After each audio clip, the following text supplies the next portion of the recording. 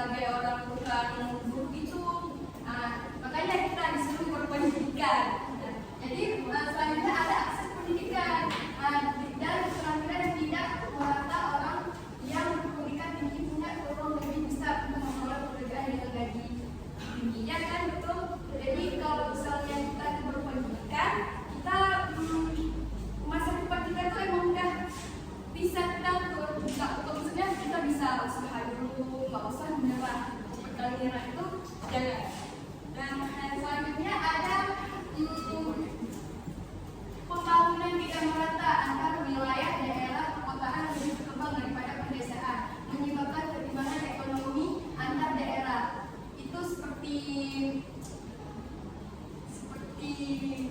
daerah perkotaan, kalau perkotaan kan bagus-bagus rumahnya, kalau misalnya di pedesaan ya lumayan bagus juga.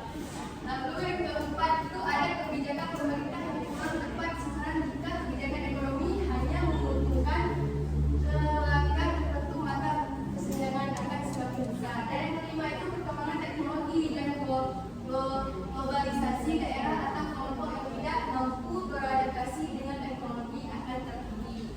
Dan yang terakhir itu faktor sosial dan budaya, misalnya gaya hidup konsumtif, rendahnya motivasi kerja, dan ketergantungan terhadap bantuan. Jadi kan anak-anak itu kan bisa lihat ini gambarnya, ada yang orang usaha aja kan ada pegang duit, ada satu lagi itu buku. Jadi itulah untuk anak-anak itu kalau misalnya nanti kalau udah kerja, mending kalian kuliah aja dulu baru kalian kerja. Cuma kalau misalnya mau kerja apa-apa juga. Ini kayaknya kalian udah kurang semangat, nggak fokus lagi. Coba kalian mau ke depan semua. Kalian mau ke depan semua, jadi biar semangat. Sebelum kita lanjutin materi kita hari ini.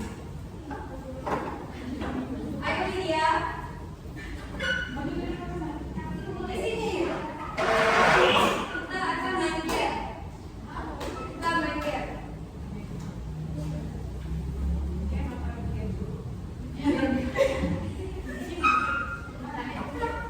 Jadi kalau misalnya ibu, kalian ini udah apa? 1, 2, 3, 4, 5, 6, 7, 8, 9, 10, 11.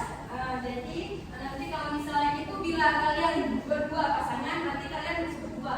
Kalau misalnya ibu bilang berempat, kalian berempat. Kalau misalnya ibu bilang kalian bertiga, itu kalau misalnya ada pasangan nanti akan didapat hukuman.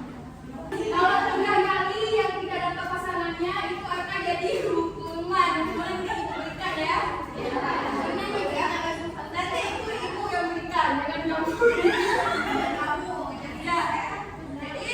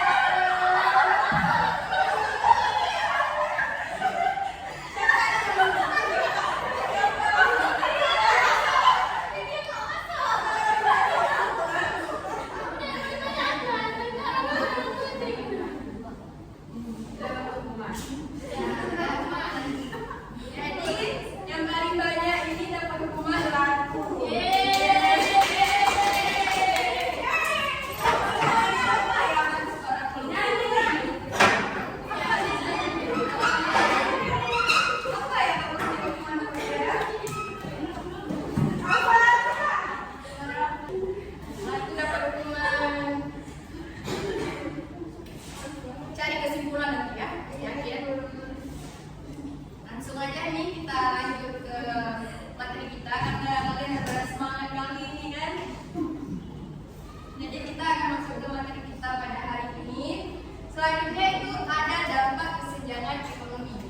Kesenjangan ekonomi itu menimbulkan banyak dampak negatif terhadap masyarakat dan pembangunan nasional. Antara lain, yang pertama itu ada meningkatkan kemiskinan dan ketidakadilan sosial sebagai besar masyarakat sulit memenuhi kebutuhan dasar seperti pangan, pendidikan, dan kesehatan. Dan yang kedua itu ada menurunnya kualitas pembangunan manusia. Sumber daya manusia tidak berkembang secara optimal. Dan yang ketiga itu ada timbulnya konflik sosial dan kriminalitas. Ketimpangan sering menimbulkan kecemburuan sosial dan keresahan masyarakat. Dan yang keempat itu ada pertumbuhan ekonomi tidak stabil, daya beli rendah, menghambat laju ekonomi. Dan yang terakhir itu ada menurunnya kepercayaan terhadap pemerintah, masyarakat merasa kebijakan tidak adil. Dari dampak kesenjangan ekonomi ini banyak kali dampaknya. Yang pertama itu kalau misalnya karena kesenjangan ekonomi itu ada ketimbungan kriminal. Jadi kriminal itu karena dia kurang